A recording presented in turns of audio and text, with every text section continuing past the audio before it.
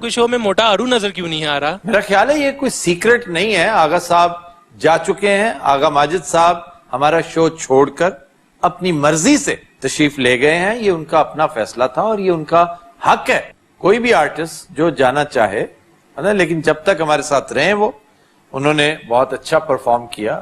لیکن جب انہوں نے فیصلہ کر لیا کہ بھی میں نے جانا ہے, ان کے معاملات کچھ ایسے ٹائمنگ کے ایشوز تھے اور کوئی نہ کوئی ریزن ضرور ہوتی ہے. بندہ اپنی کنوینئنس دیکھتا ہے. بظاہر کوئی ایسی ریزن ہمارے ہاں تو کم از کم ایسی نہیں تھی.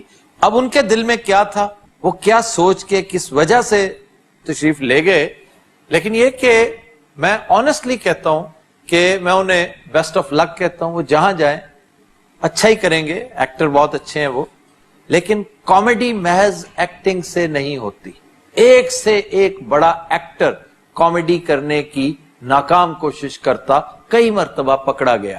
اس کے پیچھے ایک پورا سسٹم ہوتا ہے, ایک پورا نظام ہوتا ہے. دیکھنا یہ کہ ہمارے دوست آغا ماجد صاحب اس سسٹم کو بھی ایوالو کر پاتے ہیں یا نہیں. اور ابھی کچھ عرصہ مزید وہ اس شو کا حصہ رہیں گے.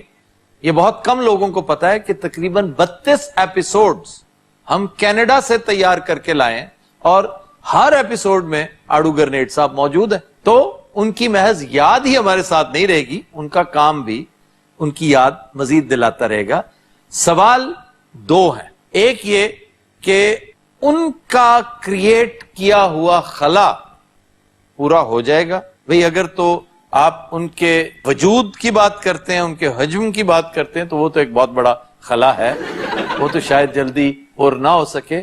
لیکن آپ یقین کیجئے, میں ہمیشہ یہی گزارش کرتا ہوں کہ کمیڈین میٹر نہیں کرتا, کامیڈی میٹر کرتا. ایکٹر میٹر نہیں کرتا, ایکٹنگ میٹر کرتی ہے.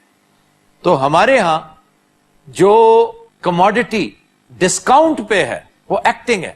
ایکٹر بے شمار ہے, اب بھی بے شمار ہے, اور بہت سے بے روزگار ہیں. یہاں پر آپ دیکھیے, لاہور میں, اسلام آباد میں, کوئٹہ میں, پشاور میں ایک لمبی فہرست ہے جو بیکار بیٹھے ہوئے, اور ایک سے ایک بڑا ایکٹر.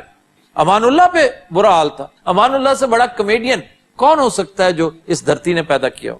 آپ ذرا 5-6 سال پیچھے جا کر دیکھیے, کیسا کیسا بڑا سٹالورٹ سٹیج کا آپ کو بے روزگار نظر آئے گا. سر, اس ڈیزاسٹر کی بنیادی وجہ کیا ہے؟ اس تباہی کی لاتعداد وجوہات ہیں, لیکن میں بہت حیران ہوں آج بھی کہ لوگوں کو ادراک ہی نہیں ہو رہا اس کا. انڈسٹری کے لوگ جو اپنے اپنے سینما گھر بیچ کے وہاں پر پلازے بنا چکے ہیں, مارکیٹس بنا چکے ہیں, ایکوپمنٹ بیچ دیا, اسٹوڈیوز میں ہاؤسنگ کالونیاں بن رہی ہیں, آپ کے سامنے ہی ہے. گودام بن گئے, کسی نے پیپر رکھا ہوا ہے, کسی نے چاول رکھے ہوئے ہیں. کیسے کیسے فلورز ہوتے تھے, شاندار فلورز. مجھے افسوس سے کہنا پڑتا ہے کہ آج تک انہیں بھی اس کا اندازہ نہیں ہو سکا کہ اس ڈیزاسٹر کی جملہ وجوہات میں شاید سر فہرست یہ تھی کہ آپ نے اپنے رائٹر کی قدر نہیں کی. میں پھر ریفرنس دوں گا فرانسس فورڈ کوپلا کی اس شورا آفاق تھیوری کا, جس کے سب سے بڑے پرچارک ہمارے ملک میں سردار یاور حیات تھے. ابھی حال ہی میں ہم ان سے بھی محروم ہو گئے, اور حالانکہ وہ ڈائریکٹر تھے, رائٹر نہیں تھے. لیکن اس ڈائلاگ کا تذکرہ وہ ہمیشہ کیا کرتے تھے, کیونکہ انہوں نے فرانسس فورڈ کوپلا سے براہ راست فیض حاصل کیا تھا. وہ ان سے پڑھے ہوئے تھے, وہ ان کے شاگرد تھے ہالی ووڈ میں. تو سر کوپلا صاحب کیا کہتے ہیں؟ کوپلا صاحب اکثر کہا کرتے تھے کہ میں نے بڑی ارکریزی کی ہے, میں نے بہت غور کیا ہے, خاص طور پہ گاڈ فادر بنانے کے بعد. فلم کس کا میڈیم ہے, رائٹر کا ہے, ڈائریکٹر کا ہے, یا ایکٹر کا ہے؟ دیکھیں کیسی بد نصیبی ہے کہ ایک بڑا پروجیکٹ چل رہا ہے, آپ رائٹر کو 25,000 دیتے ہیں ایک ایپیسوڈ کا, جبکہ اسی ایپیسوڈ میں جو ایکٹر ہے, لیڈ ایکٹر ہے, وہ $1,00,000+ لے رہا ہے. اتنا فرق تو نہیں ہونا چاہیے.